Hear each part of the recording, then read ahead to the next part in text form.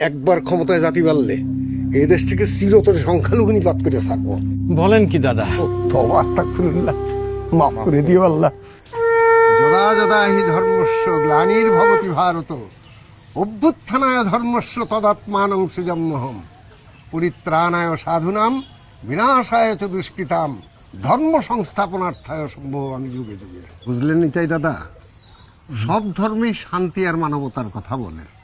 আমরা তো মনে করি রোজা আর পূজার মধ্যে কোনো পার্থক্য নাই, যেমন পার্থক্য নেই হিন্দু আর মুসলমানের মধ্যে। ঠিকই বলেছেন দাদা। ছোট ভাই হিসেবে একটু কথা বলি দাদা। বলুন। এর আগে যাদেরই আপনারা ভোট দিচ্ছেন তারাই ক্ষমতায় যেয়ে আপনাদের উপর অত্যাচার করছে। এবার আমাদের একটা সুযোগ দেন দাদা, কথা দিচ্ছি দাদা, একবার ক্ষমতায় জাতি বাড়লে এই দেশ থেকে চিরতরে সংখ্যালঘু নিপাত করে ছাড়বো। বলেন কি দাদা?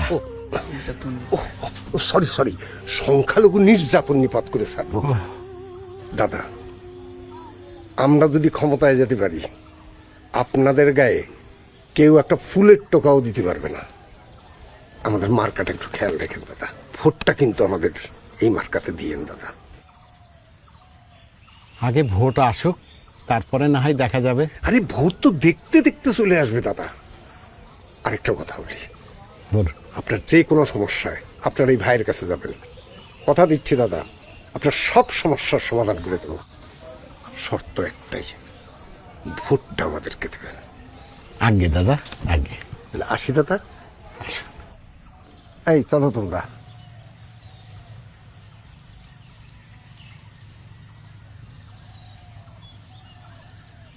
তওবা আস্তাগফিরুল্লাহ, মাফ করে দিও আল্লাহ।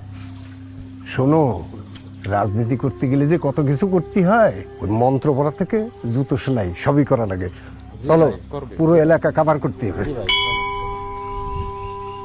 আমরা সংখ্যালঘু হতে পারি, কিন্তু বিবেক বিবেচনায় আমরা পিছিয়ে নেই। কাদের ক্ষমতায় আনলে এদেশের সংখ্যালঘুরা নিরাপদে থাকবে তা আমরা ভালো করেই বুঝি। আমাদের ভোট আমরা একটি দেশপ্রেমিক ও যোগ্যতা সম্পন্ন দলকেই দিতে চাই, যারা এদেশের সকল নাগরিকের অধিকার রক্ষা করবে এবং একটি কল্যাণ রাষ্ট্র গড়ে তুলবে, যে রাষ্ট্রে সব ধর্ম, জাতি এবং শ্রেণীর মানুষ সমান অধিকার ভোগ করবে এবং মর্যাদা ভোগ করবে।